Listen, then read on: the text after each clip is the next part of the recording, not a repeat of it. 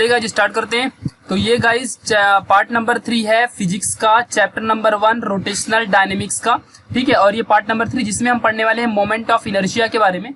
और ये सबसे मोस्ट इम्पॉर्टेंट मतलब चैप्टर है, इसमें हम डेरिवेशन करने वाले हैं। और गाइस बता दूं कि इसके पहले का जो सेकंड पार्ट था इसमें बहुत सारी डेरिवेशन थी और वो डेरिवेशन बहुत ज्यादा हार्ड थी। ठीक है, बहुत लोग को समझा ही नहीं है। ठीक है, लेकिन अगर नहीं भी समझा है तो भी अगर आप लोग उसे एक दो बार वॉच करोगे जरूर समझेगा, बिकॉज डेरिवेशन ही हार्ड है तो उससे कुछ नहीं कर सकते, क्योंकि उनका उतना बड़ा लेंथ ही है। अब अगर कोई डेरिवेशन लेंथी है तो उससे क्या कर सकते हैं, क्योंकि कोई भी डेरिवेशन एग्जैक्टली थियरी होती है, उसका सॉल्यूशन तो उतना बड़ा करना ही पड़ेगा। ठीक है, क्योंकि यहाँ पे अलजेब्रा और ज्योमेट्री नहीं है कि उसको हम लोग दूसरे मेथड से करके और अलग से सॉल्व कर सकते हैं। वो वैसा ही सॉल्व होगा, वही रूल्स, वही वेलोसिटी, वही प्रॉपर्टियां, सारी चीजें वही अप्लाई होंगी उसमें। तो इसलिए आपको प्रॉपर अच्छे से देखना है। जबकि टेक्स्ट बुक में अगर आप लोग रीड करोगे तो अच्छे से नहीं समझेगा, लेकिन अगर आप लोग नोट्स में से उन सारी डेरिवेशंस को पढ़ोगे ना तो बहुत अच्छे से समझेगा आपको। ठीक है, और अगर आप बोलो कि भाई हार्ड है तो फिर साइंस अगर सिंपल सी बात बोलो तो हार्ड ही है। तो अब चाहे उसे आप हार्ड लेके चलो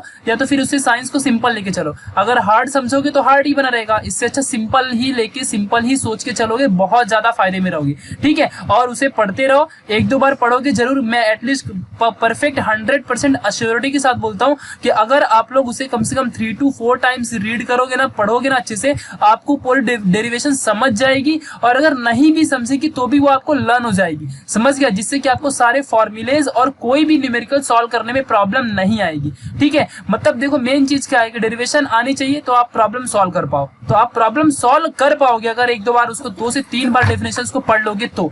ठीक है, तो इसके लिए आपका फायदा बहुत होगा। अब इसमें जो भी डेरिवेशन है ना, ये बहुत आसान सी डेरिवेशन है, मतलब टेक्स्ट बुक के अकॉर्डिंग आप देखोगे ना तो बहुत थोड़ा सा अजीब सा है, लेकिन मैंने इतना सिंपल ये वाले पार्ट में मोमेंट ऑफ इनर्शिया की डेरिवेशन को बनाया है ना कि आप लोग को एकदम आसान लगेगा। ठीक है, मतलब बहुत ज्यादा आसान लगेगा। बस आप कॉपी एंड पेन लेके बैठ जाइए और मुझसे यहाँ पे कांटेक्ट कीजिए, आप लोग को मैं प्रॉपर नोट्स प्रोवाइड कर दूंगा। ठीक है, ये वीडियो की same to same exact notes. ठीक है, तो चलो अभी देखो इसके पहले वाले पार्ट में हमने क्या पढ़ा था, सर्कुलर मोशन। ठीक है, सर्कुलर मोशन इसके पहले के दोनों पार्ट्स में कंप्लीट हो चुका है। ठीक है, तो अभी आपको यहाँ पे क्या पढ़ना है, रोटेशनल मोशन के बारे में पढ़ना है। और हमने क्या देखा था कि रोटेशनल मोशन और सर्कुलर मोशन में सिर्फ एक ही डिफरेंस होता है कि सर्कुलर मोशन में कोई भी जो एक्सिस, मान लो ये सर्कुलर मोशन परफॉर्म हो रहा है तो यहाँ पे एक्सिस सेंटर में, तो ये मोशन का ये जो यहाँ पे सर्कमफरेंस है और इस एक्सिस का कोई भी कनेक्टिविटी नहीं होती है। जबकि रोटेशनल मोशन में क्या था कि पूरा डिस्क है और बीच से एक्सिस रहेगा और इस एक्सिस के अकॉर्डिंग ही ये क्या करेगा, मूव करेगा। यानी कि एक्सिस और इसका ये जो पूरा यहाँ पे सर्कमफरेंस है, ये इसका मूवमेंट यहाँ पे होगा। ठीक है, दोनों की कनेक्टिविटी रहेगी। यानी कि अगर एक्सिस को रोटेट करोगे तो ये पूरा का पूरा मूव करेगा, पूरा का पूरा जो डिस्क रहेगा मूव करेगा। सिंपल सी बात है, आपने यहाँ पे बहुत सारे व्हील देखे होंगे। ठीक है, ये जो व्हील है ऐसा आपने देखा होगा, तो ये जो व्हील होता है ना, ये व्हील एकदम उसी का एग्जाम्पल है। ये अगर समझ लो ऐसा रोटेट करता है तो ये जो व्हील है ये भी रोटेट करते हैं। ठीक है, सिंपल सा है, ट्रेन का व्हील या फिर कोई भी चीज का आपने पहिए देखे होंगे। ठीक है, तो ये जो पहिए होते हैं यानी कि व्हील होते हैं, ये एक्सिस से कनेक्टेड होते हैं और अगर एक्सिस मूव करता है तो ये भी इनकी बॉडी भी मूव करती है। सिंपल सी बात है, यही होता है रोटेशनल मोशन। और सर्कुलर मोशन में कोई भी कनेक्टिविटी नहीं होती है, बस कोई भी पार्टिकल इस सेंटर को मान के, अपना सेंटर मान के ऐसा रोटेट करते रहता है। ठीक है, ये बात ध्यान देना। इसके पहले फिर हमने यूसीएम नॉन यूसीएम अच्छे से पढ़ा है। यूसीएम में क्या होता है कि यूनिफॉर्म चीजें होती है। यूनिफॉर्म सर्कुलर मोशन में हमेशा याद रखना आप लोग कि जो यहाँ पे एंगुलर वेलोसिटी है सिर्फ यही चेंज होती है, यही डायनेमिक होती है, जबकि स्पीड एंड एक्सीलरेशन चेंज नहीं होता है। जबकि नॉन यूनिफॉर्म सर्कुलर मोशन में कुछ भी यूनिफॉर्म नहीं होता है, सब चेंज होते हैं। वेलोसिटी भी चेंज होती है, स्पीड भी चेंज होती है और एक्सीलरेशन भी चेंज होता है।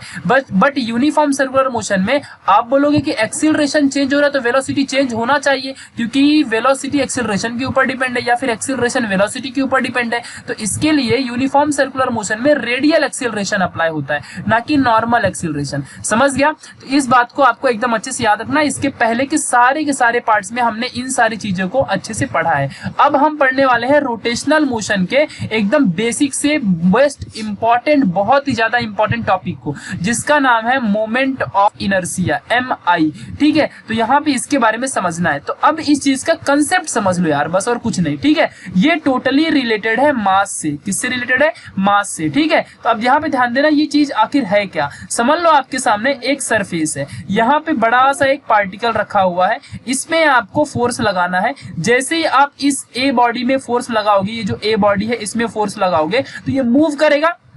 बट ऐसा है क्या कि अगर इसमें आप फोर्स ना लगाओ इस ए बॉडी में और फिर मूव कर जाए, तो नहीं, ऐसा बिल्कुल भी नहीं है। यानी कि आप इसमें फोर्स लगाओगे तो अब यहाँ पे ध्यान देना कि आप कुछ ना कुछ अमाउंट का फोर्स तो लगा रहे हो ना। ध्यान से देखना, इमेजिन करना बहुत सारी।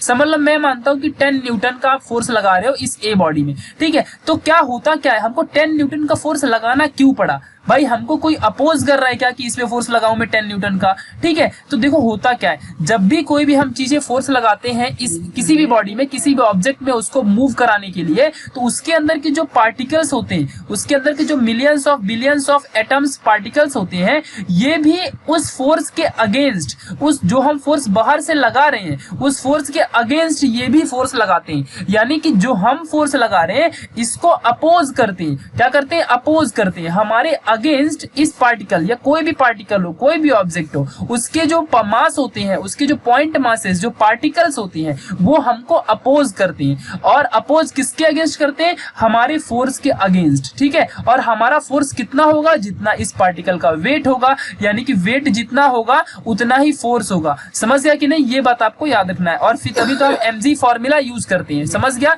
तो वेट के इक्वल ही क्या होता है? फोर्स होता है, ठीक है। यानी कि जितना वेट होगा उतना ही हम फोर्स लगा रहे हैं। यानी कि जितना ये बॉडी भी अपोज कर रही है हमारे फोर्स को, यानी कि कितना अपोज करेगी? जितना इस बॉडी का वेट होगा, क्योंकि उतना ही इसके अंदर भी मास होंगे। तो इसीलिए सिंपल सी बात है, मोमेंट ऑफ इनर्शिया क्या होता है? अपोजिशन, ठीक है। अपोज करना होता है। कौन अपोज करता है? ये जो पार्टिकल है इसके अंदर के, जिस ऑब्जेक्ट में हम एक्सटर्नल फोर्स अप्लाई कर रहे हैं, उस पार्टिकल के अंदर की स्मॉल स्मॉल पार्टिकल्स वाले मास, ये हमको क्या करते हैं? अपोज करते हैं, हमारे फोर्स को अपोज करते हैं, ठीक है। तो वही जो अपोज करना होता है, वही जो अपोजिट फोर्स है, वही जो रिस्ट्रिक्शन है, जो रेजिस्टेंस है, समझ गया कि नहीं? जो रेजिस्टेंट है पार्टिकल के मासेस का, वही रेजिस्टेंट क्या होता है? मोमेंट ऑफ इनर्शिया होता है। यानी कि अगर समझ लो आप किसी चीज में धक्का दे रहे हो, ठीक है, तो उसके अंदर के पार्टिकल भी आपको धक्का देते हैं, वो भी आपके अगेंस्ट फोर्स लगाते हैं। बट जब आपका फोर्स बहुत ज्यादा हो जाता है उनके फोर्स से, तो आप फिर उस वो जो बॉडी होती है उसको मूव कर पाते हो, समझ गया। यानी कि जो भी वो बॉडी आपको रेजिस्ट कर रही थी, जो भी वो बॉडी अपोज कर रही थी, वही क्या होता है? मोमेंट ऑफ इनर्शिया होता है। फिलहाल ये जो मोमेंट ऑफ इनर्शिया है ये रोटेशनल बॉडीज पे अप्लाई होता है। रोटेशनल बॉडी मतलब कि जिसमें कोई एक्सिस हो और फिर सारी बॉडी मूव कर रही हो, ठीक है। तो ये बात एकदम अच्छे से ध्यान रखना है। तो आपको मोमेंट ऑफ इनर्शिया का सारा कंसेप्ट समझ गया होगा, ठीक है। अब इसकी डेफिनेशन समझ लेते हैं बहुत अच्छे से। और जो ये मोमेंट ऑफ इनर्शिया होता है इसको हम आई से रिप्रेजेंट करते हैं। किससे रिप्रेजेंट करते हैं? आई से, ठीक है ना। अभी ध्यान से यहाँ पे समझते हैं कि एक quantity of expressing a body tendency to resist angular acceleration. अब बोलोगे आप अभी तो मैंने फोर्स बताया, तो सिंपल सी बात है भाई, जब आप किसी बॉडी में फोर्स अप्लाई करोगे तो वो बॉडी मूव करेगी, यानी कि उस बॉडी में एक्सीलरेशन क्रिएट होगा। तो जो एक्सीलरेशन क्रिएट होगा ना, उस एक्सीलरेशन के अगेंस्ट इस बॉडी का अपोज होता है, यानी कि इनडायरेक्टली फोर्स के अगेंस्ट है। समझ गया कि नहीं? तो ये बात को आपको ध्यान रखना है। यानी कि एक्सीलरेशन फोर्स से ही डिपेंड होता है, मतलब फोर्स अप्लाई करोगे तभी एक्सीलरेशन क्या करेगा? प्रोड्यूस होगा किसी भी बॉडी में। तो ए quantity of expressing a body tendency to exist angular acceleration which is the sum of the product of mass of each particle in the body with the square of its distance from the axis of rotation। तो ये जो मैंने अभी यहाँ पे moment of inertia concept बताया है, ये यहाँ पे मैंने नॉर्मल आपको बताया है, एकदम नॉर्मल सा, ठीक है। अभी यहाँ पे आपको एकदम समझ के लेना है सारी चीजों को, बहुत ही कंसेप्चुअली समझना है, क्योंकि ये जो मोमेंट ऑफ इनर्शिया होता है ये कहाँ पे होता है? रोटेशनल बॉडीज पे होता है। तो अब अगर मैं रोटेशनल बॉडीज की बात करूं तो यहाँ पे आपको ध्यान देना है। समझ लो ये कोई भी एक रैंडम बॉडी है, कोई भी एक रिजिड बॉडी है, कोई भी कैसी भी, और उसके बीच से आप कहीं से भी एक होल करो और उसमें एक एक्सिस डाल दो, और फिर आप जब एक्सिस को मूव करोगे तो ये बॉडी भी मूव करेगी। समझ गया कि नहीं? आपको इमेजिन हो गया होगा कि आपने समझ लो किसी बुक में, पेन में, अगर आपने अपनी पेन को किसी बुक के अंदर या नोटबुक के अंदर डाल दी बीच में होल करके, और फिर अपनी पेन को मूव करो, तो ये पूरी बॉडी भी मूव करेगी। तो अब बॉडी के अंदर हजारों करोड़ों मतलब मासेस होंगे, पार्टिकल्स होंगे, तो वो सारे पार्टिकल्स का एक्सिस से कनेक्टिविटी होगी। समझ गया कि नहीं? तो यहाँ पे आपको ध्यान देना है। अब दूसरी बात क्या है? उस पार्टिकल के पास जितने भी मास होंगे, जितने भी ज्यादा मासेस होंगे, जितने भी पार्टिकल्स होंगे, उन पार्टिकल्स का कुछ ना कुछ डिस्टेंस होगा इस एक्सिस के पास से, जिसको हमने आर से रिप्रेजेंट किया। किया है। समझ गया, यह बात ध्यान रखना। और जो m है उन पार्टिकल्स का, ये जो पार्टिकल्स है इन पार्टिकल्स का मास है। ये पार्टिकल कितने भी हो सकते हैं, मैंने यहाँ पे m3 भी ले सकता हूँ और इसको r3, इसका डिस्टेंस समझ लिया। तो r क्या है, एक्सिस से, यहाँ पे जो पॉइंट है एक्सिस जहाँ पे हमने होल किया है उस एक्सिस से उस मास तक का डिस्टेंस। अब ऐसे हजारों करोड़ों मास हो सकती है, मतलब कितने मास होंगे हमको खुद नहीं पता है, हमने बस कुछ कंसिडर कर लिया एक आध दो, ठीक है, और उससे हम सबका डिराइव करेंगे, ठीक है, जो भी हमारा आंसर आएगा। तो मोमेंट ऑफ इनर्शिया क्या होता है, जब भी हम इस पूरे के पूरे रिजिड बॉडी को मूव करेंगे, जब भी हम इस सारी रिजिड बॉडी को मूव करेंगे तो ये सारे के सारे जो मासेस हैं, ये सारे के सारे जो मासेस हैं ये अपोज करते हैं मूव करने से। यानी कि जो भी हम इसमें फोर्स अप्लाई करेंगे, acceleration, angular velocity, angular acceleration जो भी हम लगाएंगे तो उसको ये सारे मासेस क्या करेंगे, अपोज करेंगे मूव करने से। समझ गया, उसी अपोज करने के प्रोसेस को हम क्या बोलते हैं, मोमेंट ऑफ इनर्शिया। तो हम क्या बोलेंगे, इसका प्रॉपर डेफिनेशन में आपने पढ़ा है कि which is the sum of the product of masses of each particle in the body with the square of its distance from the axis of rotation। ठीक है, तो इस चीज का अभी जो यहाँ पे लिखा है ना, एक एक वर्ड को अभी आप जस्ट इस आगे की डेफिनेशन में पढ़ोगे, मतलब जस्ट थोड़े टाइम बाद इसको एकदम एग्जैक्टली आप समझ जाओगे। ठीक है, बस इतना याद रख लो कि इसका मोमेंट ऑफ इनर्शिया का जो फॉर्मूला होता है वो मास इंटू आर का स्क्वायर, यानी कि आर मीन्स जो डिस्टेंस है इन मासेस के बीच का डिस्टेंस, तो उसका square of its distance from the axis of rotation and product of the masses.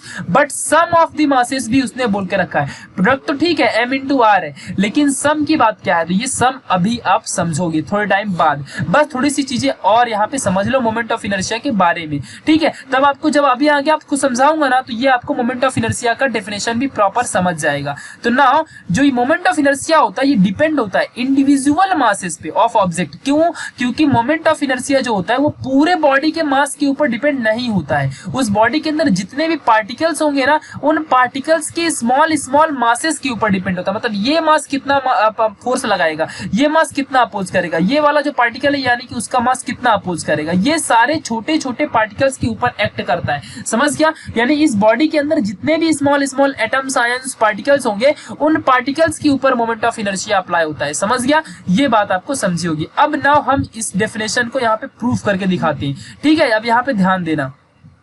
तो यहाँ पे अभी समझते हैं हम लोग अच्छे से कि expression for moment of inertia ये आपके टेक्स्ट बुक में बिल्कुल भी नहीं दिया है। इस चीज को आप समझ लोगे तो पूरा चैप्टर इजी समझ जाएगा और आपको ये कहीं से भी नहीं मिलने वाला है। मतलब किसी भी जगह पे आप कुछ भी कहीं भी मतलब पढ़ लो, लेकिन ये चीज आपको नहीं मिलेगी। क्योंकि अगर आप ये चीज समझ लोगे ना तो पूरा रोटेशनल बॉडी जो भी ये पूरा चैप्टर इस वाला पूरा का पूरा आपको समझ जाएगा, रोटेशनल मोशन। ठीक है, तो चलिए मोमेंट ऑफ इनर्शिया का एक्सप्रेशन समझते हैं, क्योंकि आपके टेक्स्ट बुक में भी नहीं दिया है और यूज किया है हर जगह, हर डेरिवेशन में यूज हुआ है इसका। ठीक है, सुनना हो, समझ लो आपके पास ये बॉडी है जिसमें से बहुत सारे हजारों करोड़ों पार्टिकल्स हैं। मैंने इसमें 4 पार्टिकल 3 पार्टिकल ले लिया है। ठीक है, m1 पहला पार्टिकल, m2 m3 ये सारे बॉडी के पास पार्टिकल है।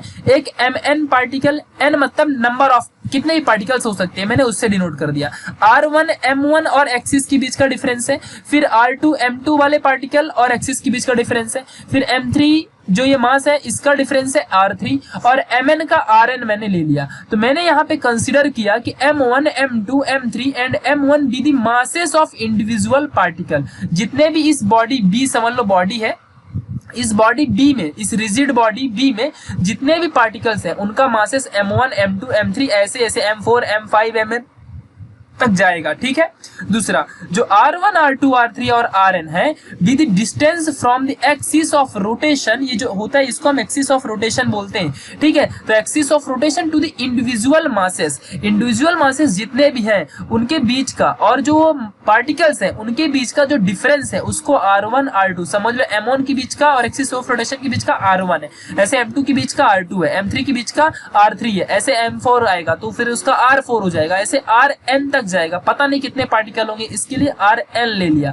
समझ गया, ये बात आपको समझना है। यानी कि हम सारे पार्टिकल्स को कंसीडर कर रहे हैं। इस बॉडी में 1000 करोड़ जितने पार्टिकल्स होंगे और जितने पार्टिकल्स मूव हो रहे हैं, ये जब ऐसा घूम रहे तो जितने भी पार्टिकल्स हैं उन सारे पार्टिकल्स की हम बात कर रहे हैं। अब हम समझते हैं according to definition moment of inertia क्या था। तो मोमेंट ऑफ इनर्शिया क्या बोला था कि sum of the masses of the particle, sum of the masses of the particle and square of the distance between them, यानी कि square of its distance from the rotation, यानी कि जितने यहाँ पे मासेस हैं इनका सम, और कब सम करना है हमको, प्रोडक्ट करके सम करना है, मल्टीप्लाई, यानी कि m2 r2 का मल्टीप्लाई, फिर m1 r2 का मल्टीप्लाई, फिर m3 r3 का मल्टीप्लाई, और इन सबको फिर ऐड कर देना है। ये डेफिनेशन बोल रहा है, समझ गया। यानी कि ये डेफिनेशन क्या बोल रहा है कि m1 r1 का मल्टीप्लाई, तो कैसे मल्टीप्लाई करना है, m1 और फिर जो रेडियस रहेगा उसका स्क्वायर लेना है, फिर प्लस करना है, यानी कि सम बोल के रखा है, फिर किसका, m2 का, तो m2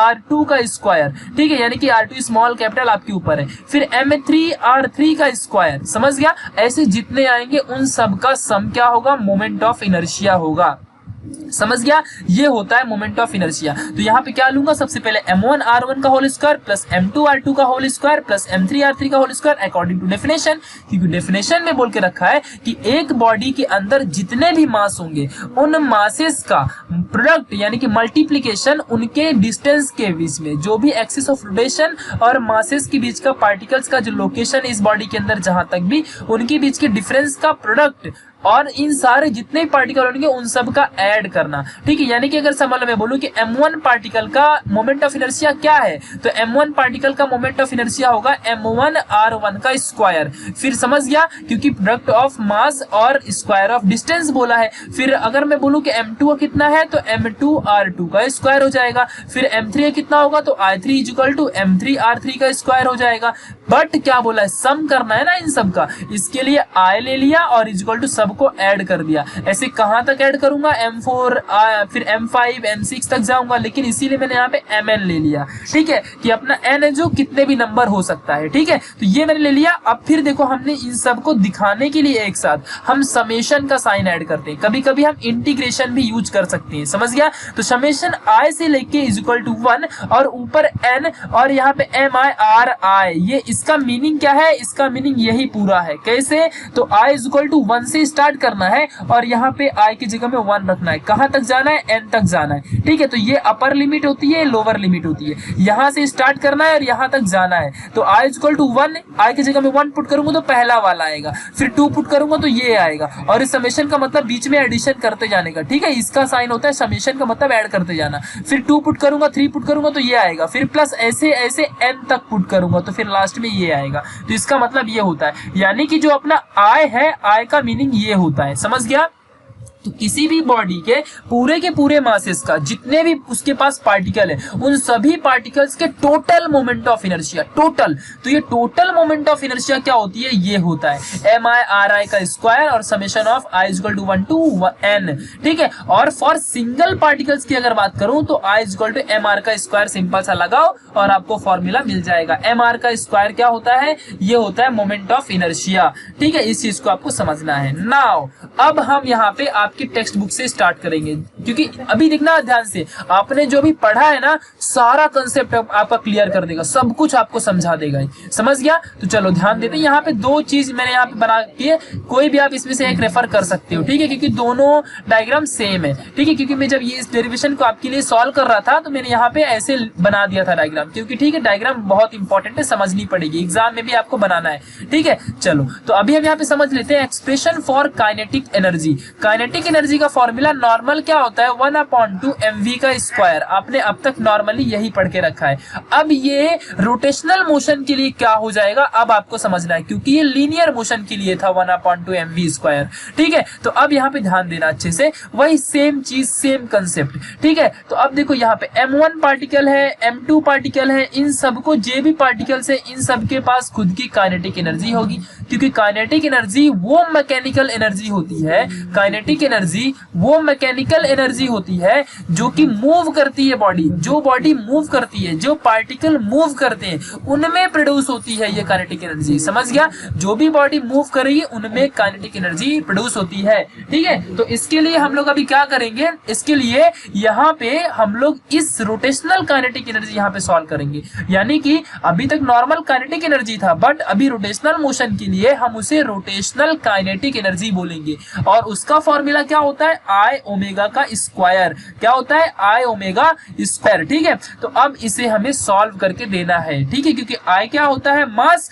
और ओमेगा क्या होता है वेलोसिटी का स्क्वायर, और यहाँ पे 1/2, यहाँ पर भी 1/2, तो कुछ डिफरेंस नहीं है, क्योंकि लीनियर में हम लोग मास को मास बोलते हैं, बट रोटेशनल में उस मास को मोमेंट ऑफ इनर्शिया बोलते हैं, समझ गया। और वहां पे हम नॉर्मल वेलोसिटी बोलते हैं लीनियर मोशन में, जब कोई रोड में कोई चीज चल रही हो, लीनियर मतलब स्ट्रेट मोशन, समझ लो रोड में जैसे कार चलती है उसको हम लोग स्ट्रेट मोशन बोलते हैं, ठीक है। बट रोटेशनल में हम उसे ओमेगा वेलोसिटी की जगह में यूज करते हैं, तो बस कुछ चेंज नहीं हुआ है, बट जो भी चीज आई वो कैसे आई ये समझना इंपॉर्टेंट है।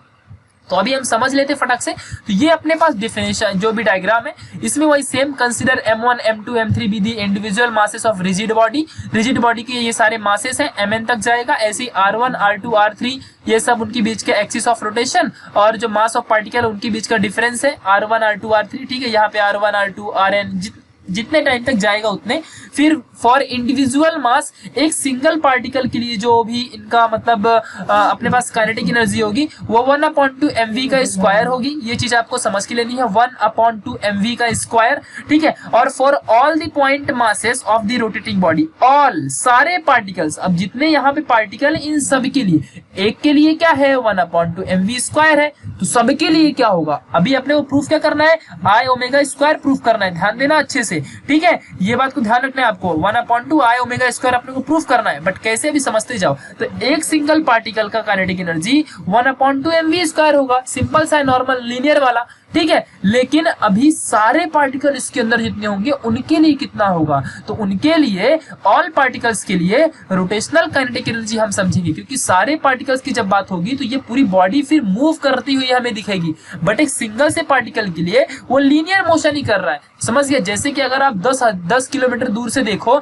और कोई चीज अगर मूव कर रही है तो वो आपको लगेगा कि स्ट्रेट चल रही है, जैसे अपना अर्थ आपको लगता ही नहीं कि वो मूव कर रहा है, क्योंकि हम बहुत छोटे हैं अपने अर्थ के सामने से। बट अगर हमारे पास सुपरमैन बन जाए और अर्थ के बाहर जाके हम देखें तो अर्थ बहुत फास्ट रोटेट कर रहा है, तो वो आपको समझ के लेना है, समझ गया। तो कोई चीजें बहुत पास से देखने पे लगती है कि वो लीनियर मोशन पे चल रही है, तो जब हम एक सिंगल पार्टिकल की बात करेंगे तो वो कैसा मूव कर रहा है, लीनियरली मूव कर रहा है। बट सारे पार्टिकल की बात करूंगा तो वो पूरा रोटेट हो रहा है, समझ है कि नहीं। तो इस चीज को आपको समझ के लेना है। नाउ अब हम यहाँ पे एक चीज समझेंगे रोटेशनल काइनेटिक एनर्जी के बारे में, ठीक है। तो यहाँ पे ध्यान से देखते हैं अभी हम लोग कि एक सिंगल पार्टिकल्स के लिए हम रोटेशनल काइनेटिक एनर्जी देखेंगे और सारे पार्टिकल्स की काइनेटिक एनर्जी ऐड कर देंगे हम, ठीक है, जिससे कि हमको टोटल पार्टिकल की काइनेटिक एनर्जी मिल जाएगी। उसी को हम बोलेंगे रोटेशनल काइनेटिक एनर्जी, यानी कि रोटेशनल काइनेटिक एनर्जी होती है addition of all the kinetic energy of the particles, ठीक है। इस चीज को आपको ध्यान देना है। नाउ 1/2 m1 v1 स्क्वायर पहला particle, 1/2 m2 v2 square second particle, third particle, ऐसी नंबर ऑफ n पार्टिकल जितने भी होंगे। फिर 1/2 सब में कॉमन है तो कॉमन ले लिया, फिर m1 v1 बचेगा, m2 v2 का स्क्वायर, m3 v3 का स्क्वायर, m1 mn vn का स्क्वायर बचेगा, ठीक है। नाउ अब हमको एक रिलेशन पता है v = r ओमेगा स्क्वायर, ठीक है। तो ये सारे पार्टिकल्स के लिए v1 r1 ओमेगा बन जाएगा, ठीक है। अब यहाँ पे ध्यान देना, ये क्यों नहीं सबके लिए चेंज होगा, तो एंगुलर जो वेलोसिटी है, ये जो ओमेगा है, ये सारे पार्टिकल्स में सेम अप्लाई हो रही है। क्यों? क्योंकि ये मेन एक्सिस में अप्लाई हो रहा है, एक्सिस मूव करेगा तो ही ये बॉडी मूव करेगी, और जब जितनी वेलोसिटी मैं एक्सिस में लगा रहा हूं उतने ही वेलोसिटी इन सारे पार्टिकल में अप्लाई होगी, यानी कि सबके लिए ये एंगुलर वेलोसिटी सेम रहेगा। इसलिए आपको ध्यान देना है, तो ये वेरी नहीं करेगा, आप देख सकते हो ये बिल्कुल भी वेरी नहीं करेगा। तो अब हम क्या करने वाले, हर एक v की जगह में हम क्या रखने वाले, r ओमेगा स्क्वायर पुट करने वाले। तो यहाँ पे 1/2 सेम, m1 सेम, और v1 की जगह में यहाँ पे जो v1 है, v2 है, v3 है, इन सब की जगह में r1 ओमेगा का स्क्वायर, फिर r2 ओमेगा स्क्वायर, क्योंकि अगर समझ लो v1 का स्क्वायर है और v कितना है, r ओमेगा स्क्वायर, तो r ओमेगा स्क्वायर का होल स्क्वायर आएगा, फिर ये r स्क्वायर ओमेगा स्क्वायर बन जाएगा, समझ गया। क्योंकि स्क्वायर सबके पास जाता है, ये आपको मैथमेटिक्स आती है, ठीक है। तो now m2 r2 omega square, फिर m3 r3 का ओमेगा स्क्वायर, फिर mn rn का ओमेगा स्क्वायर, ठीक है। ओमेगा स्क्वायर सब में कॉमन फिर से बाहर निकल गया। नाउ अब ये जो अंदर का चीज दिया है, इसीलिए मैंने इसके पहले का एक्सप्रेशन आपको बताया था। ये जो अंदर का चीज है ये क्या है, ये चीज दिख रही है आपको, यानी कि summation of i equal to 1 to the n, और कितने पार्टिकल्स mn, और यहाँ पे rn का स्क्वायर। ठीक है, यही चीज यहाँ पे लिखा है। और ये क्या होता है, ये होता है मोमेंट ऑफ इनर्शिया। अभी हमने इसके बारे में सॉल्व किया है। इसके जगह में मैं I लिख सकता हूँ और ओमेगा स्क्वायर सेम, तो kinetic energy is equal to 1/2 I omega square.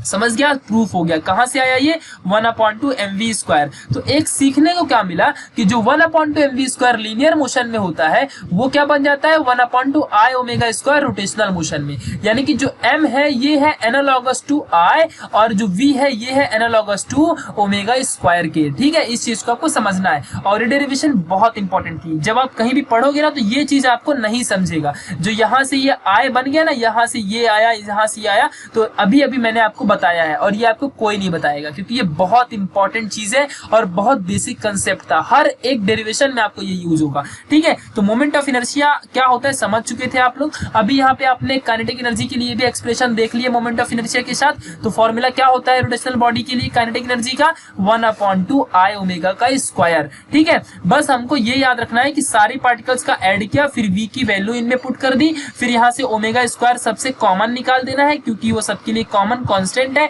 तो ओमेगा स्क्वायर साइड में गया, 1/2 साइड में गया, अंदर सबके सब क्या बन गए m1 r1 का स्क्वायर, m2 r2 का स्क्वायर, m3 r3 का स्क्वायर, mn rn का स्क्वायर। तो ये सब क्या बन जाएंगे, एक अच्छा सा समेशन मैंने ले लिया और ये समेशन क्या होता है I होता है। ठीक है, ये फॉर्मूला अभी हमने पढ़ा है। ठीक है, और ये आपके टेक्स्ट बुक में बिल्कुल भी नहीं दिया है, बस डायरेक्टली सॉल्व कर दिया है, तो वो कंफ्यूज हो जाओगे अगर टेक्स्ट बुक से पढ़ोगे तो। ठीक है, तो इस चीज को थोड़ा सा याद रखना है आप लोग को। ठीक है, चलो अभी हम लोग को यहाँ पे समझ के लेना है नेक्स्ट वाला पार्ट। ठीक है, तो ये था अपना काइनेटिक एनर्जी के लिए एक्सप्रेशन। अब हम देखेंगे, समझ लो अभी तक नॉर्मल कोई भी रिजिड बॉडी, समझ लो ऐसा एक्सिस है और उस एक्सिस में कोई भी रिजिड बॉडी मूव कर रही थी। अब हम ऐसा नहीं देखेंगे, अब हम देखेंगे कि समझ लो अपने पास एक रिंग है। ठीक है, ऐसा एक रिंग है। ठीक है, ये एक ऐसा रिंग है अपने पास और ये रिंग के बीच में यहाँ पे ऐसा होल है और यहाँ से अपना पार्टिकल मूव करके जा रहा है। ठीक है, तो रिंग में क्या होता है, रिंग समझ लो रोटेट कर रही है। सपोज कि रिंग रोटेट कर रहा है। ठीक है, तो सेंटर में तो कुछ हम कर नहीं सकते, जैसे मैंने यहाँ पे डायग्राम बनाया तो सेंटर में कुछ नहीं हो सकता है बिकॉज क्योंकि रिंग का सेंटर एकदम खाली होता है। तो इसके लिए जो मेन अपनी बॉडी बनेगी वो समझ लो ये रिंग है और रिंग के किसी भी सरकमफेरेंस में से एक्सिस होके जाएगा। समझ रहा है कि नहीं, आपको अच्छे समझा होगा। सेंटर के किसी भी एक एक्सिस उसमें से जाएगा ना और फिर ये एक्सिस रोटेट करेगा तो रिंग मूव करेगा। तो अब क्या करना है, अभी तक हमने देखा कि मोमेंट ऑफ इनर्शिया का एक्सप्रेशन, फिर उस मोमेंट ऑफ इनर्शिया का एक्सप्रेशन काइनेटिक एनर्जी के लिए। अब हमको रिंग के लिए देखना है। समझ लो अपनी रोटेटिंग बॉडी रिंग है। अब बताओ काइनेटिक एनर्जी क्या होगा। सिंपल सी बात है कि जो भी यहाँ से, अब ध्यान देना अच्छे से, जो भी पार्टिकल्स होंगे, समझ लो यहाँ पे कोई पार्टिकल है, यहाँ पे कोई पार्टिकल है, यहाँ पे कोई पार्टिकल है, कहीं भी पार्टिकल्स रहने दो, तो अगर समझ लो एक्सिस ऑफ रोटेशन सेंटर में है, आपकी टेक्स्ट बुक में एक्सिस ऑफ रोटेशन सेंटर में मान लिया है, सेंटर में, तो सबका आर सेम रहेगा क्योंकि रेडियस तो सेम होता है सारे सरकमफेरेंस के लिए। समझ लो ये रिंग है और यहाँ पे एक्सिस है आपका, तो यहाँ से यहाँ से यहाँ से यहाँ से सबका आर सेम रहेगा। ठीक है, तो इस चीज को हमने कैपिटल आर मान लिया और फिर हर एक बॉडी का मास क्या रहेगा, सेम रहेगा क्योंकि मास कभी चेंज नहीं होता है। तो ये भी क्या रहेगा, एम रहेगा। तो काइनेटिक एनर्जी क्या होगी, सिंपल सा I is equal to M R का स्क्वायर हो जाएगी। यहाँ पे जो भी मोमेंट ऑफ इनर्शिया क्या रहेगा, I is equal to M R का स्क्वायर। ठीक है, तो यहाँ पे ध्यान देना अच्छे से कि जो रिंग के लिए अपना रोटेशनल मोशन होगा वो यूनिफॉर्म होगा, नॉट चेंजेबल होगा। ठीक है, बिकॉज क्यों, क्योंकि सारे जो पार्टिकल्स हैं वो सरकमफेरेंस पे ही होंगे, यानी कि पार्टिकल सरकमफेरेंस पे होंगे क्योंकि रिंग के पास बीच में होल रहेगा। पूरा रिंग आप देखे हो ना, तो वहाँ के सिर्फ साइड साइड में ही वहाँ पे जो भी मटेरियल होता है, इसीलिए साइड साइड में क्या रहेंगे, पार्टिकल्स के मासेस प्रेजेंट रहेंगे साइड साइड में ही, जहां जहां भी बीच में कुछ भी नहीं रहेगा। ठीक है, होल रहेगा, एकदम एम्प्टी स्पेस है। तो सरकमफेरेंस में ही जो भी मास है वो मास है और वो मास क्या रहेगा, थ्रू आउट दी रिंग की बॉडी में सेम रहेगा। ठीक है, इसके लिए मास कांस्टेंट है और डिस्टेंस भी क्या रहेगा, सेम रहेगा। इसके लिए मोमेंट ऑफ इनर्शिया कुछ चेंज नहीं होगा, I is equal to M R square आ जाएगा। तो रिंग के लिए किसी ने पूछा मोमेंट ऑफ इनर्शिया क्या होता है, तो एम आर स्क्वायर होता है। ठीक है, ये बात को ध्यान देना। और नॉर्मल कोई भी रिजिड बॉडी है उसके अंदर बहुत सारे मासेस हैं, तो उसका मोमेंट ऑफ इनर्शिया क्या होगा, तो I इज इक्वल टू 1 से n तक और एम MIRI का स्क्वायर। ठीक है, ये होता है नॉर्मल मोमेंट ऑफ इनर्शिया का फॉर्मूला, और इसी से देखो ये सब बन रहे हैं। ठीक है, चलो अब हम देखेंगे डिस्क के लिए। समझ लो आपके पास एक डिस्क है, ठीक है, डिस्क आपने देखा होगा, और उस डिस्क की बॉडी के लिए क्या, तो अब यहाँ पे ध्यान देना, जो डिस्क होती है उसकी एक ये आउटर लेयर हो गई और ये एक इनर लेयर हो गई, यानी कि दो लेयर होती है और सेंटर में इसके होल होता है। ठीक है, तो जो आउटर लेयर है, आउटर लेयर का एक्सिस ऑफ रोटेशन से डिस्टेंस कैपिटल आर मैंने मान लिया, ये आउटर लेयर है और ये है यहाँ पे इनर लेयर है।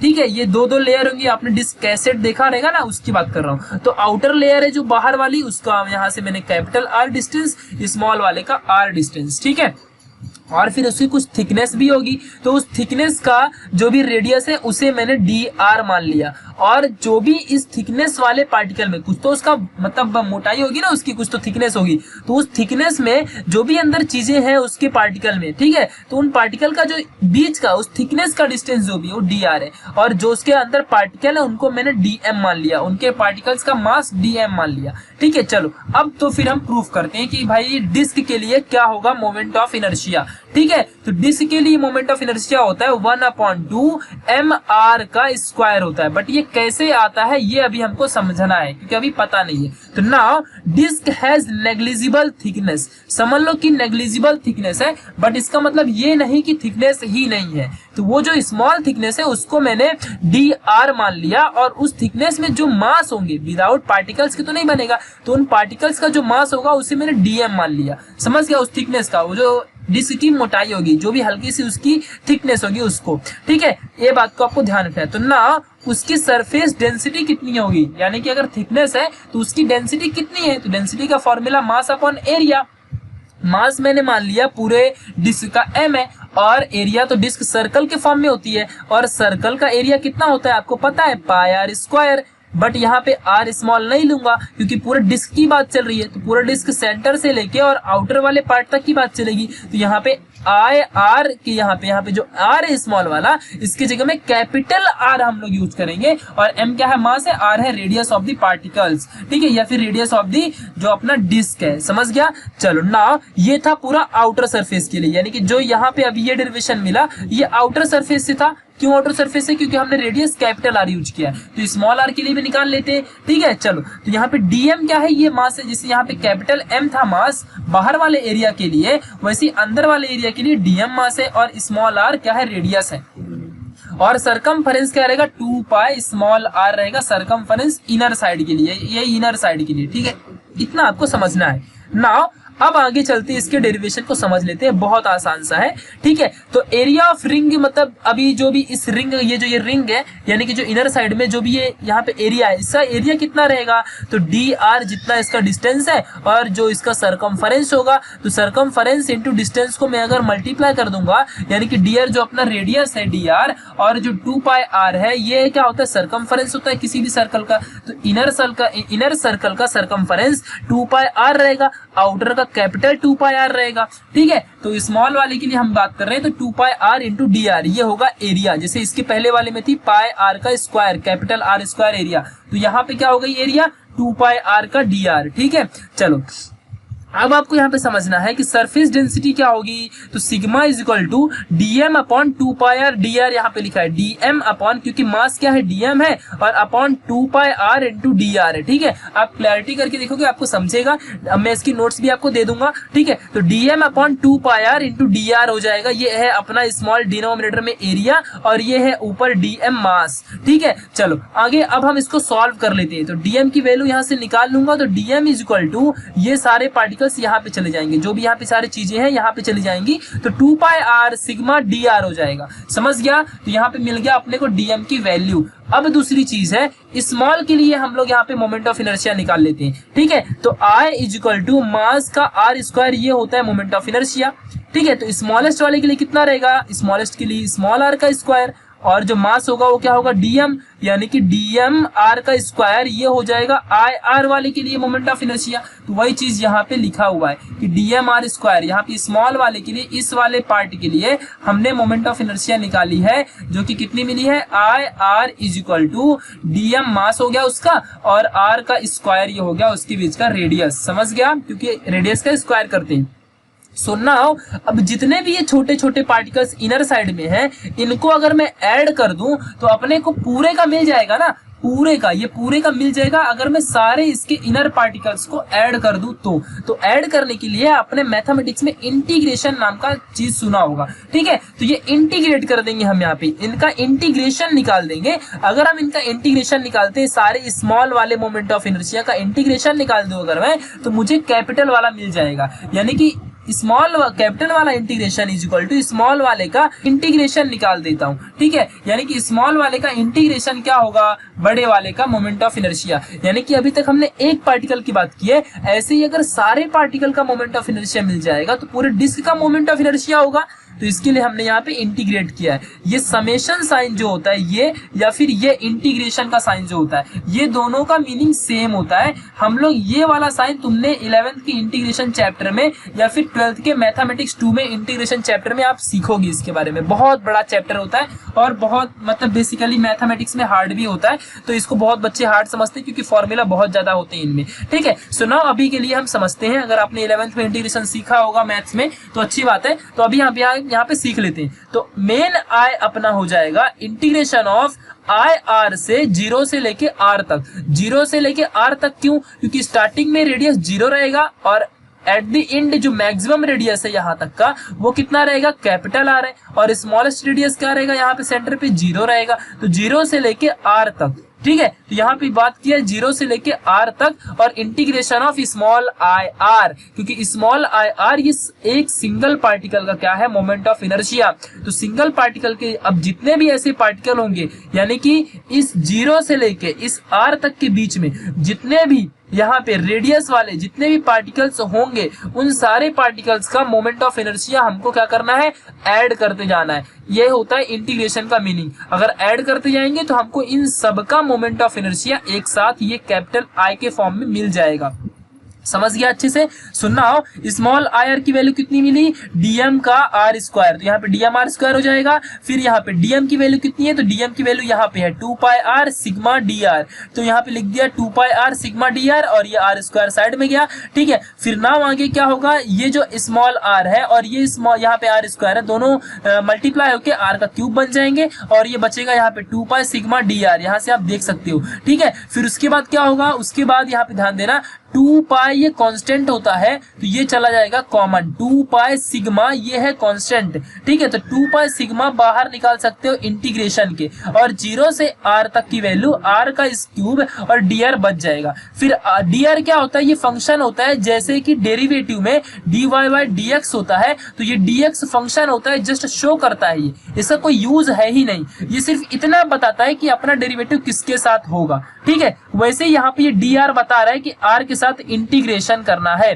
ठीक है। तो r का इंटीग्रेशन क्या हो जाएगा, एक फॉर्मूला होता है। अगर समझ लो मैंने बोला कि x का इंटीग्रेशन क्या है, तो आप बोलोगे यहाँ पे इसका फॉर्मूला होता है कि जो भी इसके ऊपर पावर है, समझ लो पावर 1 है तो ये x का स्क्वायर हो जाएगा, पावर को डबल कर दो, ठीक है। उसमें एक ऐड करने का, एक पावर को ऐड करने का, तो x स्क्वायर और अपॉन में भी वही चीज सेम छापने का। अगर समझ लो मैंने बोला इंटीग्रेशन ऑफ x का क्यूब बताओ कितना होगा, तो और यहाँ पे dx है, ये dx बता रहा है कि x के लिए इंटीग्रेशन सॉल्व होगा। x के अलावा सारी चीजें कांस्टेंट कहलाएंगी और वो यहाँ पे आप बाहर लिख सकते हो। जैसे मैंने यहाँ पे r के अलावा सारी चीजें बाहर कर दी, बस r वाली चीजें इंटीग्रेशन के अंदर रखी है, समझ गया। तो वहां पे x क्यूब है, अभी इसका फॉर्मूला क्या होगा, तो x के क्यूब में +1 कर दो, तो +1 4 और ऊपर कितना 4, तो नीचे भी 4। ये होता है फॉर्मूला नॉर्मल सा इंटीग्रेशन का, ठीक है। ये बात आपको ध्यान रखना है, मतलब जितना पावर रहेगा ना उसका एक बढ़ा के और डिनोमिनेटर में भी सेम पावर डिवाइड कर देने का। तो यहाँ पे है r का क्यूब, तो यहाँ पे r⁴/4 बन जाएगा, ठीक है। फिर यहाँ पे अभी आप अच्छे से ध्यान देना, फिर अभी ये वैल्यू भी है 0 से लेके r तक देखना था, तो ये होता है डेफिनेट इंटीग्रल्स। आप ये देखोगे, मतलब आपके मैथ्स 2 में ये डेफिनेट इंटीग्रल एक चैप्टर होगा, ठीक है। तो जिसमें हम लिमिट की बात करते हैं, इसको बोलते हैं लोअर लिमिट, इसको बोलते हैं हम अपर लिमिट। तो यहाँ पे हम सारी लिमिट्स को अप्लाई करेंगे।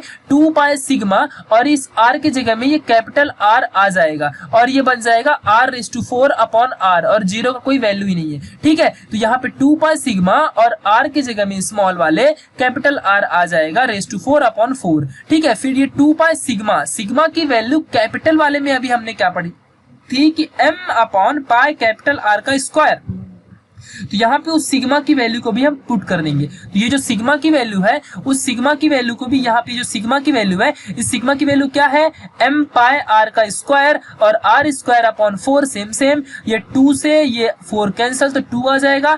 r का स्क्वायर से एक यहाँ पे r स्क्वायर कैंसिल हो जाएगा, तो यहाँ पे कितने r स्क्वायर बचेंगे, 2r स्क्वायर बच जाएंगे। और ये m सेम बच जाएगा। ये पाई है यहाँ पे, ये पाई से पाई कैंसिल हो जाएगा। ठीक है, तो बचेगा mr स्क्वायर अपॉन 2, और जिसको हम ऐसे लिख सकते हैं 1/2 mr स्क्वायर। और यही प्रूफ हो चुका है। 1/2 mr स्क्वायर होता है डिस्क का मोमेंट ऑफ इनर्शिया। जस्ट आपको याद रखना है। नॉर्मल रिंग का क्या था, mr स्क्वायर, डिस्क का क्या है, हाफ है, mr स्क्वायर का हाफ, 1/2 से मल्टीप्लाई। समझ गया। तो ये सारी चीजें थी डिस्क वाली। तो मतलब हमने किया क्या अभी तक, हमने सिर्फ इतना किया कि जो भाई अपने पास डिस्क था, पहले उसके इनर सरफेस का निकाल लिया। इनर सरफेस का IR इक्वल टू कितना मिला था, dm, और यहाँ पे इंटू r का स्क्वायर। dm स्मॉलेस्ट मास है, r यहाँ पे dr जो नॉर्मल सा मास है। फिर हमने इसका इंटीग्रेशन निकाल दिया, dr करके ऐसा इंटीग्रेशन निकल गया। तो हमने ये सारी चीज को यहाँ पे पुट कर दी। फिर dm की वैल्यू हमने निकाली, dm की वैल्यू निकाल के हमने यहाँ पे सारी चीजें पुट की, सबका इंटीग्रेशन किया, और हमें अंत में लास्ट में mr स्क्वायर मिल गया। ठीक है, एक दो बार इसे देखोगे ना जरूर आपको समझेगा। इसकी नोट्स आपको मिल जाएगी, बस आप इंस्टाग्राम में उससे कॉन्टेक्ट कर लो वहां पे। नाउ अब हम देखेंगे रेडियस ऑफ गायरेशन क्या होता है। सिंपल सी बात है भाई, गायरेशन मतलब होता है रोटेशन। ठीक है, तो यही होता है। अब यहाँ पे ध्यान देना, तो यहाँ पे समझ लो ये एक बॉडी है। ठीक है, यहाँ से आपका ये एक्सिस गया। ठीक है, ये एक्सिस गया यहाँ पे। ठीक है, अब यहाँ पे समझ लो बहुत सारे पार्टिकल्स हैं। तो ये रेडियस ऑफ गायरेशन क्या होता है, हर एक पार्टिकल का जो रेडियस है उसी को रेडियस ऑफ गायरेशन बोलते हैं। ठीक है, यानी कि जो पार्टिकल का रेडियस होगा, समझ लो ये r है, तो ये r क्या है, रेडियस ऑफ गायरेशन है। इसका समझ लो r1 है, तो ये r1 क्या है, रेडियस ऑफ गायरेशन है। इसका क्या है, r2 है, तो ये इसका r2 रेडियस ऑफ गायरेशन है। यानी कि r यानी रेडियस ही क्या है, रेडियस ऑफ गायरेशन है। के से हम लोग गायरेशन को शो करते हैं। गायरेशन मतलब के से हम दिखाते हैं। ठीक है, तो यानी कि जितना रेडियस उतना रेडियस ऑफ गायरेशन। समझ चुका है रेडियस ऑफ गायरेशन क्या होता है, हर एक पार्टिकल का डिस्टेंस, पार्टिकल का एक्सिस के साथ जो डिस्टेंस होता है उसको रेडियस ऑफ गायरेशन बोलते हैं। तो अगर मैं बोलूं कि normal I equal to mr square ये मोमेंट ऑफ इनर्शिया होता है, तो रेडियस ऑफ गायरेशन के लिए क्या बन जाएगा, तो I इक्वल टू mk का स्क्वायर बन जाएगा। समझ गया, ये यहाँ पे आपको दिया हुआ है। अब थोड़ा सा यहाँ पे और चीज थोड़ी सी देख लेते हैं एमसीक्यू पॉइंट ऑफ व्यूज के लिए। तो आई आर क्या है, रिंग का, आईडी क्या है, डिस्क का। ठीक है, तो I R is equal to mr square, mr की जगह में mkr हो जाएगा क्योंकि radius of gyration of the ring. तो kr इज इक्वल टू यहाँ पे r है। फिर सिमिलरली यहाँ पे आईडी के लिए क्या हो जाएगा, यानी कि disc of moment of inertia of disc के लिए 1/2 mr स्क्वायर होता है, तो r की जगह में kd का स्क्वायर। ठीक है, तो यहाँ पे एक रिलेशन मिल जाएगा kd is equal to r/√2।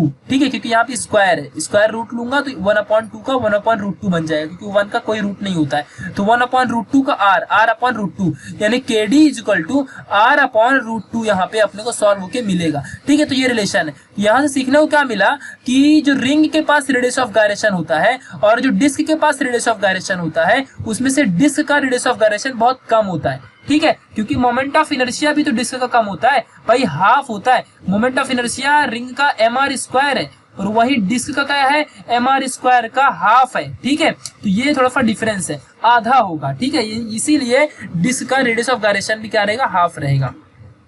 अब सबसे इंपॉर्टेंट थियरम आता है, थियरम ऑफ पैरेलल एक्सिस, और दूसरा रहेगा थियरम ऑफ परपेंडिकुलर।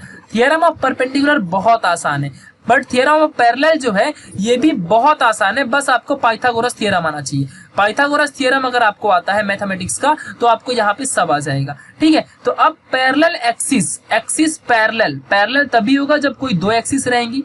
तो यहाँ पे ध्यान देना, आपके पास दो बॉडी है जिसमें दो दो एक्सिस है सॉरी। ठीक है, तो इस चीज को आपको समझ के लेना है। यहाँ पे दो यहाँ पे आपके पास बॉडियां हैं और इन बॉडी में दो एक्सिस है, एक एक्सिस ये, दूसरी एक्सिस ये है आपके पास। ठीक है, और इन दो एक्सिसेस में आपके पास देखो पैरेलल है, ये और ये दोनों एक्सिस एक दूसरे के पैरेलल है।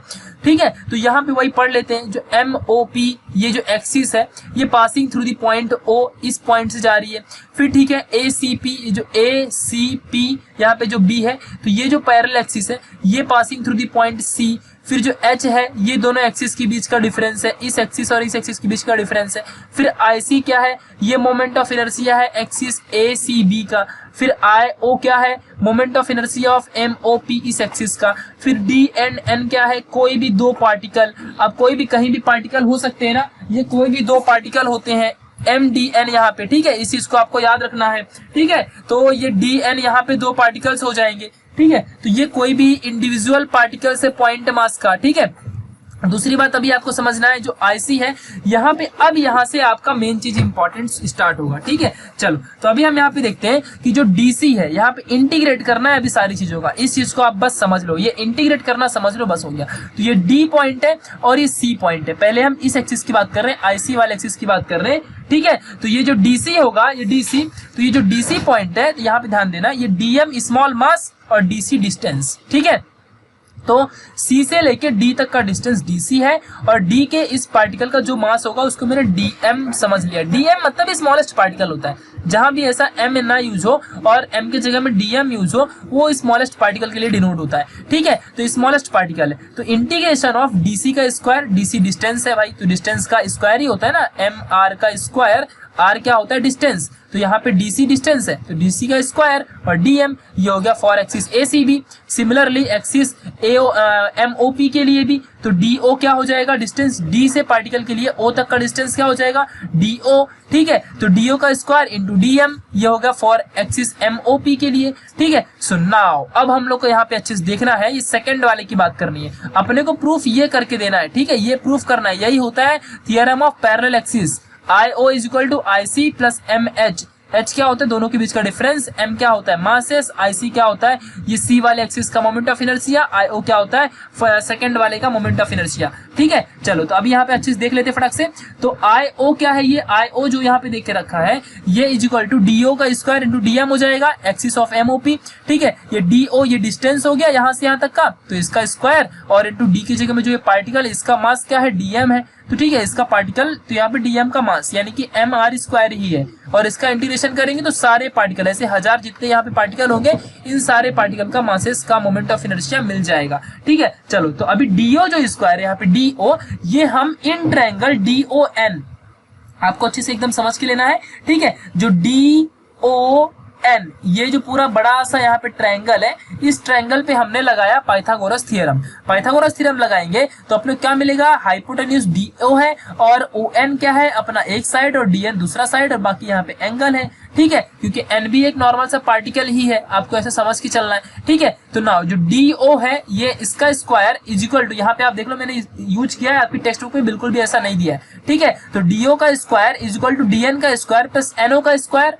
यानी कि मैं DO के स्क्वायर की जगह में DN का स्क्वायर प्लस NO का स्क्वायर लिख सकता हूँ, ठीक है, और इंटू यहाँ पे DM आ जाएगा। समझ गया कि नहीं ये वाली बात आपको, हाँ तो अच्छे समझ गई होगी। नाउ यानी कि DO के स्क्वायर की जगह में मैं DN square into NO square लिख सकता हूँ, मैंने लिख दिया, ठीक है। फिर मैंने DN को सेम साइड में रखा और NO की बात की। NO क्या है, NO यहाँ से लेके O तक का एक पूरा लीनियर लाइन है, तो बीच में यानी कि क्या है इसका मतलब कि NO इज इक्वल टू, ध्यान देना यहाँ पे OC प्लस NC है, यानी कि ये NC और ये पूरा का पूरा जो OC है इन दोनों का एडिशन NO है, यानी कि मैं इस NO के जगह में NC प्लस CO लिख सकता हूँ। ये देख लो आप लोग लीनियर लाइन है ये, ठीक है, लीनियर लाइन है, ठीक है। तो यहाँ पे ध्यान देना अच्छे से, तो NO की जगह में NC प्लस CO का होल स्क्वायर, अब ये A प्लस बी के होल स्क्वायर जैसे हो गया, तो इसमें मैं फॉर्मूला लगा दूंगा, तो यहाँ पे क्या बन जाएगा NC का whole square plus 2NC into CO plus CO का स्क्वायर यानी कि A का square plus 2AB plus B का स्क्वायर DM, ठीक है ना। नेक्स्ट पॉइंट अभी क्या रहेगा यहाँ पे, इंटीग्रेशन ऑफ, अब यहाँ पे आपको समझना है कि DN से DC कैसे आ गया, ठीक है, ये बातों को आपको ध्यान देना है, ठीक है। नाउ तो DN से DC, तो इन ट्रायंगल अभी हमने DON में बात की थी, अब हम ट्रायंगल DCN में बात करेंगे, DCN में स्मॉलेस्ट ट्रायंगल में, ठीक है। तो इसमें जो D और C होगा ये होगा अपना हाइपोटेन्यूज और DN और जो CN होगा ये सेकेंड साइड्स होंगे, ठीक है। तो यहाँ पे ध्यान देना पाइथागोरस थ्योरम लगाएंगे हम लोग DNC में, ठीक है। तो DC का square is equal to DN square NC square मिल जाएगा, यानी कि DC यहाँ पे जो दिया है DC है ये DC की जगह में DN प्लस NC लिख सकते हैं हम लोग। समझ गया कि नहीं आप लोगों को, यानी कि DN और NC, ये DN और NC के जगह में DC का स्क्वायर लिख सकते हैं, क्योंकि यहाँ से आप देख सकते हो ये ट्रायंगल अपने को कौन से ट्रायंगल DNC इस ट्रायंगल से मिला, DNC इस ट्रायंगल से मिल गया, ठीक है। तो यहाँ पे हम लोग DC का स्क्वायर लिख देंगे plus 2NC into H plus H का स्क्वायर, क्यों, क्योंकि CO जो है C, ये C है और ये O है, ये दो एक्सिस के बीच का डिस्टेंस कितना है H है, तो यहाँ पे H का स्क्वायर, क्योंकि CO का स्क्वायर एच का स्क्वायर बन जाएगा। यहाँ भी सी है तो ये भी एच बन जाएगा और ये एनसी सेम सेम रहेगा, ठीक है। और डीएम तो बाहर चल ही रहा है अभी भी, देखो यहाँ से ये डीएम तो बाहर कॉमन चला ही गया है, ये डीएम बाहर ही है, ठीक है। तो अब हम लोग क्या करेंगे, इस डीएम को सबके अंदर दे देंगे। जब सबके अंदर देंगे और ये इंटीग्रेशन भी सबके अंदर जाएगा क्योंकि यहाँ पे बाहर बड़ा ब्रैकेट लगा हुआ है, ठीक है। तो ध्यान देना अच्छे से, तो इंटीग्रेशन और ये डीएम इन दोनों का साइन क्या जाएगा, सबके पास जाएगा। तो डीसी डीएम बन जाएगा और इंटीग्रेशन प्लस ये प्लस साइन यहाँ पे आ गया। फिर देखो ये यहाँ पे आ जाएगा, तो यहाँ पे 2 और h कांस्टेंट कॉमन गए और NCDM बन गया, ये NC और ये DM अंदर आ जाएगा तो दोनों अंदर जाएंगे। फिर यहाँ पे प्लस साइन, ये देखो ये प्लस साइन यहाँ पे आ गया। फिर यहाँ पे h स्क्वायर, तो h स्क्वायर DM यहाँ पे चला जाएगा, ठीक है। तो ये सारी चीजें आपको यहाँ पे मिल जाएंगी। फिर क्या होगा, अब हम लोग को पता है कि पहला इक्वेशन ये देखो आपको अभी पढ़ा यहाँ पे कि integration of DC square DM is equal to IC है फ्रॉम इक्वेशन नंबर 1। और दूसरी चीज ये जो एनसीडीएम है, एनसीडीएम एन और सीडीएम, ये सी जो है ये सेंटर है पूरे बॉडी का और सेंटर पे मास क्या होता है, न्यूट्रल, जीरो होता है, ठीक है। इसीलिए तो हम किसी भी चीज को उठा पाते हैं इजीली क्योंकि सेंटर ऑफ मास पे सारे के सारे मासेस जीरो होते हैं। तो इसीलिए एनसीडीएम क्या होगा, जीरो होगा क्योंकि एन और ये जो सी है ये सेंटर ऑफ मास से रिलेटेड है, यानी कि सेंटर वाले एक्सिस से रिलेटेड है, यानी कि जो आईसी है वो सेंटर वाला एक्सिस है, ठीक है। और ये बाकी का दूसरा एक्सिस है, ठीक है। और फिर अपनी ये पूरी बॉडी रोटेट कर रही है दोनों एक्सिस के साथ कंबाइन होके, ठीक है। तो यहाँ पे ध्यान देना अच्छे से कि इंटीग्रेशन ऑफ एनसीडीएम जो है ये क्या रहेगा, zero, because of centre of mass है। और जो डीएम होगा वो टोटल, डीएम मतलब छोटे छोटे मास, इंटीग्रेशन कर दिया तो सारे छोटे छोटे मासेस का एडिशन, तो वो कैपिटल एम हो जाएगा, ऐसा मान लिया मैंने, ठीक है। सुनना हो, फ्रॉम इक्वेशन नंबर 3 में सारी वैल्यू पुट कर देंगे फटाफट। तो यहाँ पे देखो एच स्क्वायर सेम सेम और डीएम क्या रहेगा, डीएम एम बन जाएगा। और यहाँ पे डीसी, इंटीग्रेशन ऑफ डीसी का स्क्वायर डीएम क्या है, आईसी है फ्रॉम इक्वेशन नंबर 1 से। और ये जो ये सारी वैल्यू जीरो, तो यहाँ पे सारी वैल्यू जीरो आ गई, देखो ये जीरो बन गई, ये आईसी बन गया, ये एच स्क्वायर एम बन गया, ये आई ओ, तो I O is equal to मेन ये थिंग अपने को मिल गया, पैरेलल एक्सिस का थ्योरम, ठीक है। तो ये जो सॉल्यूशन है ना, यहाँ से लेके सॉल्यूशन, ऐसा सॉल्यूशन आपको कहीं भी नहीं मिलेगा, ठीक है। ये बात आप याद रख लो, चाहे कुछ भी हो जाए, क्योंकि ये सारा सॉल्यूशन जो है आपकी टेक्स्ट बुक में ऐसा बिल्कुल नहीं दिया है। उसको आप एक बार खुद रीड करो, पीडीएफ ओपन करके या फिर टेक्स्ट बुक ओपन करके रीड करो, और आपको समझ जाए टेक्स्ट बुक में तो मुझे बता देना, ठीक है। आप कमेंट सेक्शन करके बता सकते हो। लेकिन जब आप इन सारे के सारे डेफिनेशंस को अच्छे से आप जब पढ़ोगे तो आपको एकदम इजीली सब अच्छे से समझ जाएगा। बहुत ही एकदम इंपॉर्टेंट कंसेप्ट है ये, ठीक है। ये पूरा का पूरा थ्योरम का आप स्क्रीनशॉट ले लो, या फिर चाहो तो इसका अगर आपको पूरा पीडीएफ चाहिए सेम सेम एग्जैक्टली, तो आप मुझे इंस्टाग्राम में फॉलो करो, वहां से आप लोग को मैं दे दूंगा, फट से मैसेज करो मुझे, मैं आपको तुरंत के तुरंत वहां पे आपको प्रोवाइड कर दूंगा, ठीक है। तो ये सारी चीजें बहुत इंपॉर्टेंट है। अभी हमको एक और थ्योरम देखना है, थ्योरम ऑफ परपेंडिकुलर का, और जो कि बहुत चिंदी है यार, आसान है, एक साथ में देखो इतने पे खत्म, ठीक है। तो ये थ्योरम क्या होता है, ऐसे होता है। और थ्योरम ऑफ परपेंडिकुलर में हम लोग ना 3 एक्सिस यूज करते हैं, 3 एक्सिस हम लोग इसमें यूज करेंगे, X axis, Y axis, Z axis. कुछ ऐसा है, आप लोग एक्सिस देख सकते हो, बॉडी है और बॉडी में एक्सिस कुछ इस तरह से है, आप डायग्राम से समझ सकते हो कि ये वाई एक्सिस है, ये एक्स एक्सिस है और ये जेड एक्सिस है, ठीक है। तीनों एक्सिस एक ओ पॉइंट पे आके फिक्स होके मूव करके मोशन करके अटैच हो रहे हैं, ठीक है। और पी अपना कोई भी एक रैंडम पॉइंट है, ऐसे कोई भी पॉइंट आप ले सकते हो, आपकी मर्जी। पी एक पॉइंट है जिसमें से मैं एक्सिस एक्स वाले में से, उसमें से कोई एक एम पॉइंट ले लिया उसी एक्सिस पे, और वहां से पी के बीच का डिस्टेंस वाई कंसीडर किया, और एक्सिस वाई में कोई एन पॉइंट लिया और पी तक के बीच का डिस्टेंस मैंने एक्स कंसीडर किया। यही चीज आपको कंसीडर में लिखना होता है, ठीक है, जो कंसीडर किया है। और एक ओ पॉइंट है, वहां से मैंने एक लाइन खींची जिसको मैंने जेड नाम दिया, इस सेंटर वाले डायगोनल के लाइन को, और पी तक का उसको मैंने जेड नाम दिया, ठीक है। अब यहाँ पे ध्यान देना, ये बन गया अपने को पैरेलल, ऐसा यहाँ पैरेललोग्राम बन गया। पैरेललोग्राम के सारे साइड सेम सेम होते हैं, ये आपको पता ही है। अगर ये जितना तो ये भी उतना, ये जितना तो ये भी इतना होता है। तो अगर ये y है तो ये भी क्या रहेगा, y रहेगा। अगर ये x है तो ये क्या रहेगा, ये भी x रहेगा। ये चीज आपको समझ के रखनी है, ठीक है। सुनना आओ, अभी हमने सब कंसीडर किया, I X I Y be the moment of inertia of axis x and axis y, ठीक है। दूसरी बात, p be the point individual masses, कोई भी एक इंडिविजुअल p मास है, pm की वैल्यू y, pn की वैल्यू x है। सो यहाँ पे पाइथागोरस थ्योरम लगा देंगे किसी में भी। समझ लो, मैंने बोल दिया कि ट्रायंगल MOP पे मैंने लगा दिया पाइथागोरस थ्योरम, तो क्या आ जाएगा अपने को, OP का square is equal to MP का स्क्वायर प्लस यहाँ पे MO का स्क्वायर। तो MP कितना है, x स्क्वायर है, एम पी यहाँ पे और एम ओ कितना देखे रखा है, जो आपके पास M O sorry M P यहाँ पे वाई का स्क्वायर है और एम ओ आपको एक्स स्क्वायर है और ओपी कितना है जेड स्क्वायर है। तो ये आपको यहाँ से कैसे आया यही समझ गया होगा, ठीक है। तो कोई भी आप एक ट्रायंगल पकड़ो, उस ट्रायंगल का आपने स्क्वायर कर दिया, क्योंकि भाई पैरेललोग्राम में अगर मैं एक डायगोनल बना दूं तो ये देखो यहाँ पे दो एंगल बनते हैं, दो ट्रायंगल बनते हैं। तो ये दो ट्रायंगल का आपको यहाँ पे क्या मिलेगा, फिलहाल यहाँ पे ऐसा कुछ कंडीशन है कि आपको यहाँ पे ये जो एंगल से यहाँ पे परपेंडिकुलर है एक दूसरे को, ठीक है, ऐसा कुछ परपेंडिकुलर है, ठीक है। तो इसलिए यहाँ पे क्या लगेगा, पाइथागोरस थ्योरम, और अपने को ये मिल जाएगा। नाउ अभी मैं आई एक्स और आई वाई यहाँ पे देखो फटाफट सॉल्व करूंगा। तो y और dm छोटा सा मास है और y क्या है, लेंथ है, ये y लेंथ है, यहाँ पे x लेंथ है, ठीक है। तो इनका क्या मिलेगा, ix वाले के लिए y लेंथ है ना, y लेंथ है, इसलिए लेंथ का स्क्वायर और dm मास होता है। फिर i y वाले एक्सिस के लिए ध्यान देना, i वाले एक्सिस के लिए x क्या है, लेंथ है, तो x का स्क्वायर और dm का यहाँ पे देखो, यहाँ पे जो dm मास है और मोमेंट ऑफ इनर्शिया हमने पढ़ा ही है कि क्या होता है, मास का और प्रोडक्ट ऑफ उसके डिस्टेंस का स्क्वायर। यहाँ पे x और y डिस्टेंस है तो दोनों का रिस्पेक्टिव यहाँ पे स्क्वायर और dm क्या हो जाएगा, उनका जो मास है, सिंपल सी बात है। और आई जेड फिर क्या है, तो आई जेड क्या रहेगा, यहाँ पे ध्यान देना अच्छे से प्रॉपरली। तो आई जेड जो रहेगा, ये आई जेड अपना क्या बन जाएगा कि integration of Y square plus X square dm, क्योंकि z जो होता है ये सबका कॉम्बिनेशन होता है। तो यहाँ पे इसका एक और तरीका है इस थ्योरम को प्रूफ करने का, जो कि मैं आपको सेकंड तरीका बता रहा हूँ। यहाँ पे ध्यान देना, अच्छे से समझना है आपको, जो ये चीज यहाँ पे दे रखी है, यहाँ पे अच्छे से ध्यान देना। तो इस चीज को आपको समझ के लेना है बहुत ही इजीली, ठीक है। देखो आई एक्स ये है, आई वाई ये है, तो मैं यहाँ पे लिख सकता हूँ ना कि I Z is equal to integration of Z का स्क्वायर dm। मैं ऐसा लिख सकता हूँ, तीनों मिल गए मुझे। अगर मुझे ये तीनों मिल गए तो अब मैं क्या करूंगा, यहाँ पे ध्यान देना, we know that Z square is equal to X square plus Y square, ये यहाँ तक मुझे मिल गया।